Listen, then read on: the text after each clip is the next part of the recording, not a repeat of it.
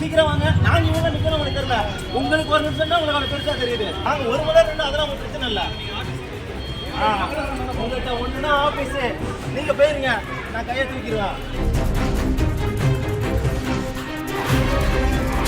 முடியாத அம்மாவை குழந்தைங்க பட்ட குழந்தைங்க எல்லாரும் கூட்டிட்டு வந்திருக்கோம். பேட்டரி கார் வேணும், வீல் சேர் வேணும்னு போன் பண்றாரு.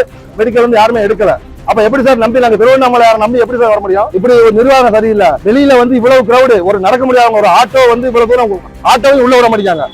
அதாவது அந்தந்த ஸ்டாண்ட் ஆட்டோ தான் உள்ள வருதுங்க. அப்போ ஒரு பேட்டரி காரை சுத்தி விட சொல்லுங்க, எல்லா பக்கம் சுத்தி விட சொல்லுங்க பேட்டரி காரை. இவன் ஆட்டோவும் அதுக்கப்புறம் அந்த அடுத்த போக சொல்லுங்க. ஆட்டோவும் ஒரு இடத்துல இருந்து இன்னொரு ஆட்டோக்கு போனா அது வந்து எங்களால கொடுக்க முடியாத வாடகை சொல்றாங்க. அது அவங்களுடைய சூழ்நிலை, நாங்க அதை ஒண்ணுமே தப்ப முடியாது. ரெண்டாவது இவங்களுக்கு அந்த ஹேண்டிகேப்ட் கை முடியாதவங்களுக்கு என்ன செய்யணுமோ நிர்வாகம் சரியான முறையில இருந்து எங்களுக்கு வந்து எங்களுக்கு மற்றவர்களுக்கு சரியான முறையில நிர்வாகத்தை நடைமுறைப்படுத்த சொல்லுங்க. அவ்வளவுதான் எங்களோட கோரிக்கை.